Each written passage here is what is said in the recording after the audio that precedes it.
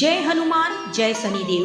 भक्तों, आज आपकी सभी मुरादें तुरंत पूर्ण होने वाली है, क्योंकि आज शनिवार के दिन जो भक्त हनुमान जी के मंत्र का जाप करता है अथवा श्री हनुमान चालीसा का पाठ करता है, उससे हनुमान जी शीघ्र ही प्रसन्न हो जाते हैं। भक्तों, आज आपकी जो भी मनोकामना है उसे हनुमान जी तुरंत पूर्ण करेंगे, क्योंकि कहा जाता है जो भक्त शनिवार के दिन शनिदेव से पहले हनुमान जी की पूजा अर्चना करता है उससे शनिदेव तुरंत ही प्रसन्न हो जाते हैं। इसीलिए भक्तों, आज आप हनुमान जी के मंत्र का अथवा हनुमान चालीसा का पाठ करिए।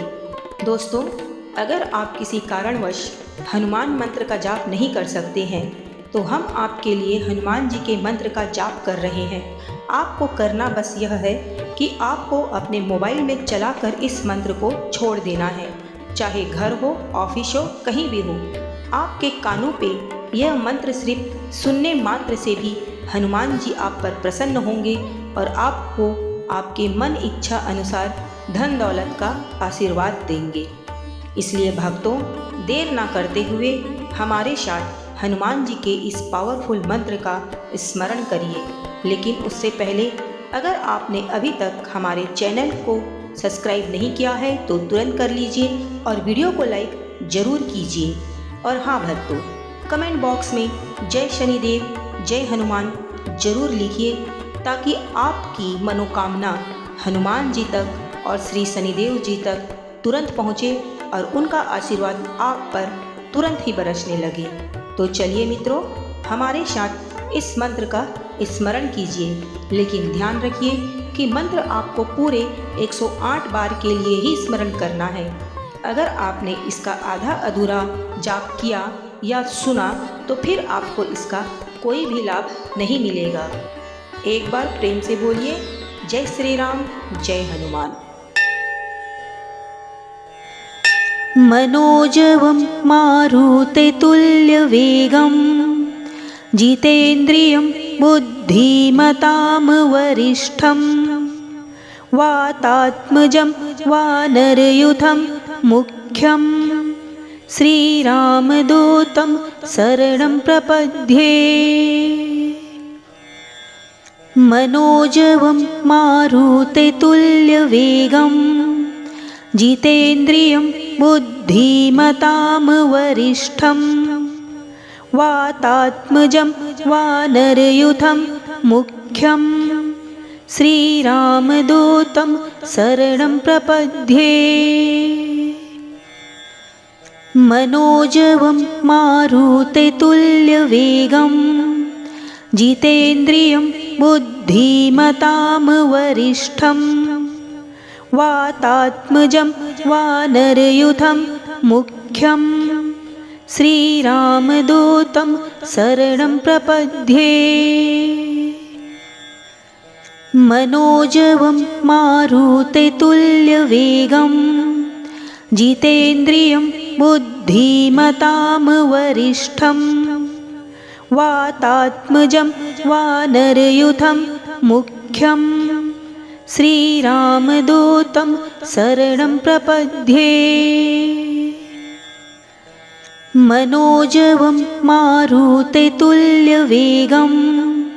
जितेन्द्रियं बुद्धिमतां वरिष्ठं वातात्मजं वानरयूथं मुख्यं श्रीरामदूतं शरणं प्रपद्ये। मनोजवं मारुततुल्यवेगं जितेन्द्रियं बुद्धिमतां वरिष्ठं वातात्मजं वानरयूथं मुख्यं श्रीरामदूतं शरणं प्रपद्ये। मनोजवं मारुततुल्यवेगं जितेन्द्रियं बुद्धिमतां वरिष्ठं वातात्मजं वानरयूथं मुख्यं श्रीरामदूतं शरणं प्रपद्ये। मनोजवं मारुततुल्यवेगं जितेन्द्रियं बुद्धिमतां वरिष्ठं वातात्मजं वानरयूथं मुख्यं श्रीरामदूतं शरणं प्रपद्ये। मनोजवं मारुततुल्यवेगं जितेन्द्रियं बुद्धिमतां वरिष्ठं वातात्मजं वानरयूथं मुख्यं श्रीरामदूतं शरणं प्रपद्ये। मनोजवं मारुततुल्यवेगं जितेन्द्रियं बुद्धिमतां वरिष्ठं वातात्मजं वानरयूथं मुख्यं श्रीरामदूतं शरणं प्रपद्ये। मनोजवं मारुततुल्यवेगं जितेन्द्रियं बुद्धिमतां वरिष्ठं वातात्मजं वानरयूथं मुख्यं श्रीरामदूतं शरणं प्रपद्ये। मनोजवं मारुततुल्यवेगं जितेन्द्रियं बुद्धिमतां वरिष्ठं वातात्मजं वानरयूथं मुख्यं श्रीरामदूतं शरणं प्रपद्ये। मनोजवं मारुततुल्यवेगं जितेन्द्रियं बुद्धिमतां वरिष्ठं वातात्मजं वानरयूथं मुख्यं श्रीरामदूतं शरणं प्रपद्ये। मनोजवं मारुततुल्यवेगं जितेन्द्रियं बुद्धिमतां वरिष्ठं वातात्मजं वानरयूथं मुख्यं श्रीरामदूतं शरणं प्रपद्ये। मनोजवं मारुततुल्यवेगं जितेन्द्रियं बुद्धिमतां वरिष्ठं वातात्मजं वानरयूथं मुख्यं श्रीरामदूतं शरणं प्रपद्ये। मनोजवं मारुततुल्यवेगं जितेन्द्रियं बुद्धिमतां वरिष्ठं वातात्मजं वानरयूथं मुख्यं श्रीरामदूतं शरणं प्रपद्ये। मनोजवं मारुततुल्यवेगं जितेन्द्रियं बुद्धिमतां वरिष्ठं वातात्मजं वानरयूथं मुख्यं श्रीरामदूतं शरणं प्रपद्ये। मनोजवं मारुततुल्यवेगं जितेन्द्रियं बुद्धिमतां वरिष्ठं वातात्मजं वानरयूथं मुख्यं श्रीरामदूतं शरणं प्रपद्ये। मनोजवं मारुततुल्यवेगं जितेन्द्रियं बुद्धिमतां वरिष्ठं वातात्मजं वानरयूथं मुख्यं श्रीरामदूतं शरणं प्रपद्ये। मनोजवं मारुततुल्यवेगं जितेन्द्रियं बुद्धिमतां वरिष्ठं वातात्मजं वानरयूथं मुख्यं श्रीरामदूतं शरणं प्रपद्ये। मनोजवं मारुततुल्यवेगं जितेन्द्रियं बुद्धिमतां वरिष्ठं वातात्मजं वानरयूथं मुख्यं श्रीरामदूतं शरणं प्रपद्ये। मनोजवं मारुततुल्यवेगं जितेन्द्रियं बुद्धिमतां वरिष्ठं वातात्मजं वानरयूथं मुख्यं श्रीरामदूतं शरणं प्रपद्ये। मनोजवं मारुततुल्यवेगं जितेन्द्रियं बुद्धिमतां वरिष्ठं वातात्मजं वानरयूथं मुख्यं श्रीरामदूतं शरणं प्रपद्ये। मनोजवं मारुततुल्यवेगं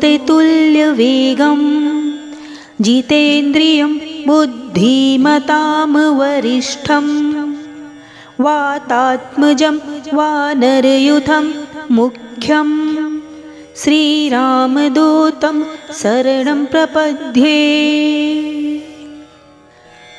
मनोजवं मारुततुल्यवेगं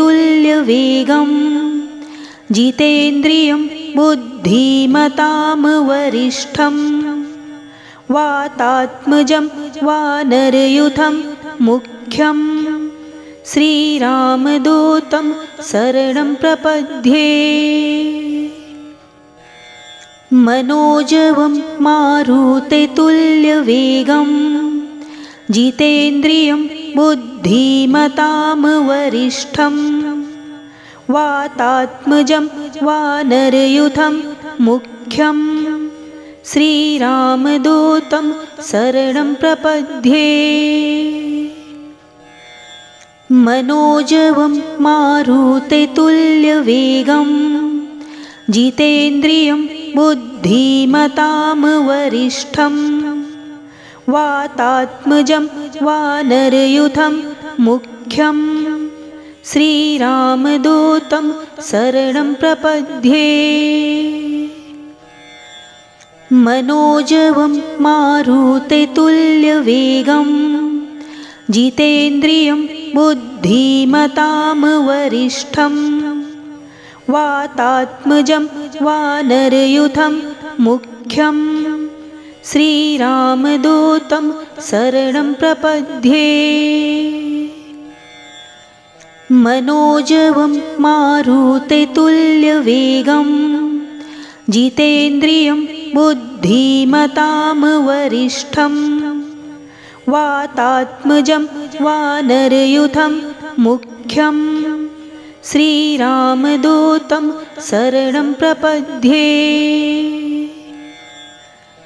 मनोजवं मारुततुल्यवेगं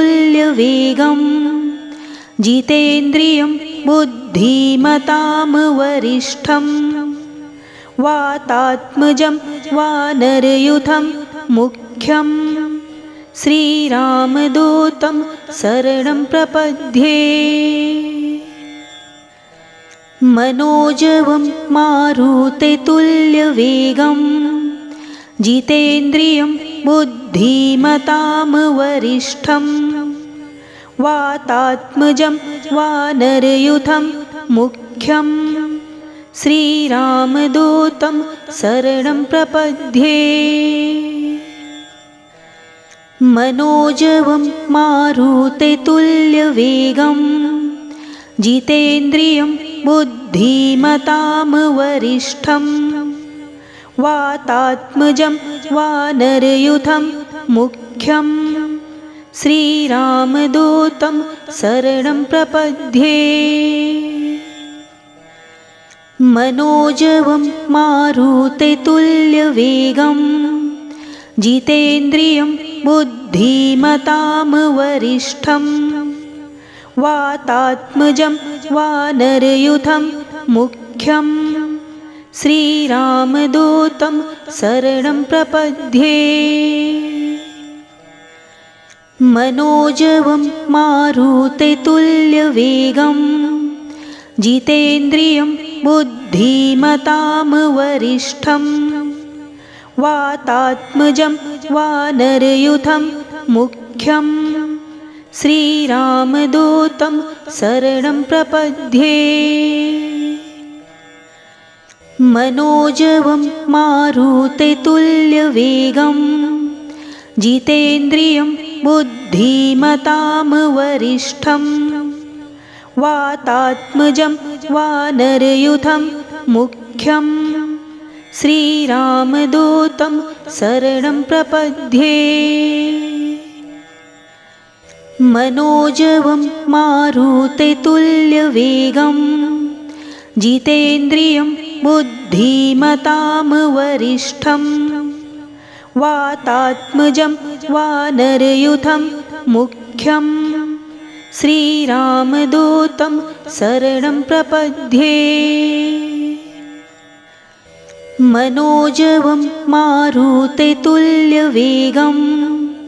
जितेन्द्रियं बुद्धिमतां वरिष्ठं वातात्मजं वानरयूथं मुख्यं श्रीरामदूतं शरणं प्रपद्ये।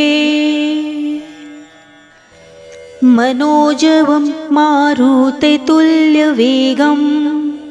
जितेन्द्रियं बुद्धिमतां वरिष्ठं वातात्मजं वानरयूथं मुख्यं श्रीरामदूतं शरणं प्रपद्ये। मनोजवं मारुततुल्यवेगं जितेन्द्रियं बुद्धिमतां वरिष्ठं वातात्मजं वानरयूथं मुख्यं श्रीरामदूतं शरणं प्रपद्ये। मनोजवं मारुततुल्यवेगं जितेन्द्रियं बुद्धिमतां वरिष्ठं वातात्मजं वानरयूथं मुख्यं श्रीरामदूतं शरणं प्रपद्ये। मनोजवं मारुततुल्यवेगं जितेन्द्रियं बुद्धिमतां वरिष्ठं वातात्मजं वानरयूथं मुख्यं श्रीरामदूतं शरणं प्रपद्ये। मनोजवं मारुततुल्यवेगं जितेन्द्रियं बुद्धिमतां वरिष्ठं वातात्मजं वानरयूथं मुख्यं श्रीरामदूतं शरणं प्रपद्ये। मनोजवं मारुततुल्यवेगं जितेन्द्रियं बुद्धिमतां वरिष्ठं वातात्मजं वानरयूथं मुख्यं श्रीरामदूतं शरणं प्रपद्ये। मनोजवं मारुततुल्यवेगं जितेन्द्रियं बुद्धिमतां वरिष्ठं वातात्मजं वानरयूथं मुख्यं श्रीरामदूतं शरणं प्रपद्ये। मनोजवं मारुततुल्यवेगं जितेन्द्रियं बुद्धिमतां वरिष्ठं वातात्मजं वानरयूथं मुख्यं श्रीरामदूतं शरणं प्रपद्ये।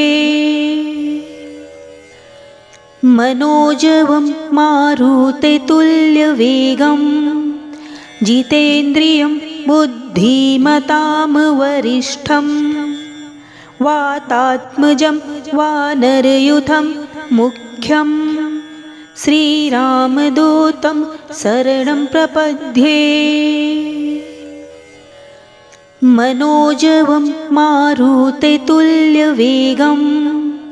जितेन्द्रियं बुद्धिमतां वरिष्ठं वातात्मजं वानरयूथं मुख्यं श्रीरामदूतं शरणं प्रपद्ये। मनोजवं मारुततुल्यवेगं जितेन्द्रियं बुद्धिमतां वरिष्ठं वातात्मजं वानरयूथं मुख्यं श्रीरामदूतं शरणं प्रपद्ये। मनोजवं मारुततुल्यवेगं जितेन्द्रियं बुद्धिमतां वरिष्ठं वातात्मजं वानरयूथं मुख्यं श्रीरामदूतं शरणं प्रपद्ये। मनोजवं मारुततुल्यवेगं जितेन्द्रियं बुद्धिमतां वरिष्ठं वातात्मजं वानरयूथं मुख्यं श्रीरामदूतं शरणं प्रपद्ये। मनोजवं मारुततुल्यवेगं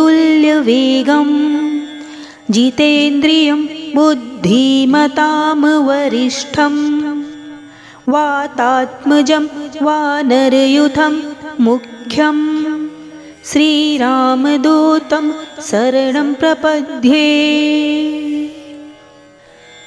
मनोजवं मारुततुल्यवेगं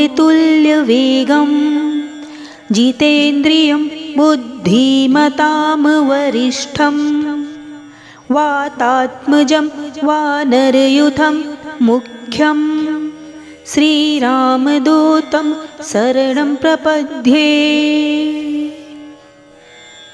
मनोजवं मारुततुल्यवेगं जितेन्द्रियं बुद्धिमतां वरिष्ठं वातात्मजं वानरयूथं मुख्यं श्रीरामदूतं शरणं प्रपद्ये। मनोजवं मारुततुल्यवेगं जितेन्द्रियं बुद्धिमतां वरिष्ठं वातात्मजं वानरयूथं मुख्यं श्रीरामदूतं शरणं प्रपद्ये। मनोजवं मारुततुल्यवेगं